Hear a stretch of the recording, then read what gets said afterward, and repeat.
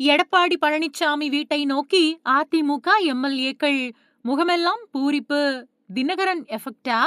அதிமுக பொதுச் செயலாளர் எடப்பாடி பழனிச்சாமியோட வீட்டுக்கு அதிமுக எம்எல்ஏக்கள் அழைக்கப்பட்ட நிலையில நல்ல முடிவை தலைவர் அறிவிப்பாரு அப்படின்னு Lalgudi MLA Lima rose தெரிவிச்சிருந்தாங்க.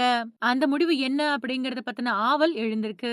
Puduvai ரிசார்ட்ல தங்க வைக்கப்பட்டிருக்கக்கூடிய அதிமுக எம்எல்ஏக்கள் சென்னைக்கு புறப்பட்டுக்கிட்டு இருக்காங்க. இவங்க கூட தங்கியிருந்த அமமுக எம்எல்ஏ காமராஜ தான் காணல அப்படின்னு பரபரப்பு எழுந்துச்சு. இந்த நிலையில சென்னைக்கு வந்துகிட்டு இருக்கக்கூடிய லீமா ரோஸ் கிட்ட செய்தியாளர்கள் கேட்டப்போ நல்ல முடிவை தலைவர் எடப்பாடியார் அறிவிப்பாரு. எம்எல்ஏக்களை எல்லாம் அவரோட வீட்டுக்கு வர சொல்லியிருக்காரு. அதுக்காக நாங்க போகிறோம் அப்படின்னு சொன்னாங்க. 2 நாளைக்கு முன்னாடி லீமா ரோஸ் பேசுறப்போ தாவேகா அதிமுக 2 கட்சிகளும் பேச்சுவார்த்தை நடத்திட்டு வராங்க. சீக்கிரத்திலேயே எடப்பாடியார் முதலமைச்சர் ஆவாரு அப்படின்னு தெரிவிச்சிருந்தாங்க.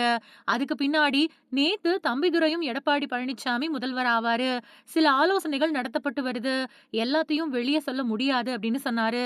அதே மாதிரி மன்னார்குடி எம்எல்ஏ காமராஜ காணல அப்படின்னும் போலி கையெழுத்த விஜய் கொடுத்ததாவும் ஆளுநர் கிட்ட புகார் தெரிவிக்க வந்த தினகரன் எடப்பாடி பழனிசாமியை ஆட்சி அமைக்க அழைக்குமாறு காமராஜ் ஆதரவு கடிதம் கொடுத்திருக்காரு அப்படின்னு சொன்னாரு. அதனால என்ன நடக்கும் அப்படிங்கிற எதிர்பார்ப்பு எழுந்திருக்கு. தமிழக சட்டசபை தேர்தல் முடிவுகள் எந்த ஒரு கட்சிக்கும் தனிப்பெரும்பான்மை வழங்காத நிலையில ஆட்சி அதிகாரத்தை கைப்பற்ற அரசியல் கட்சிகள் கிட்ட கடும் போட்டி நிலவுது.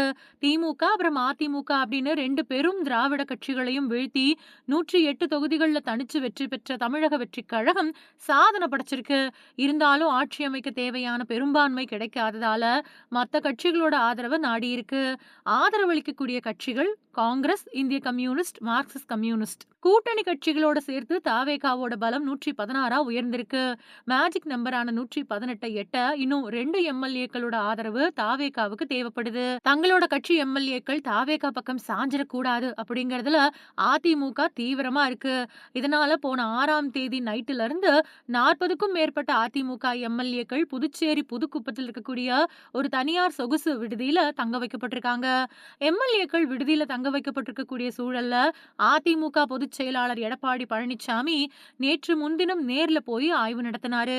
சென்னையில இருந்து புதுச்சேரிக்கு விரைஞ்ச அவரு விடுதியில் இருக்கக்கூடிய எம்எல்ஏக்கள் கூட சுமார் 1 மணி நேரம் அவசர ஆலோசனை மேற்கொண்டாரு.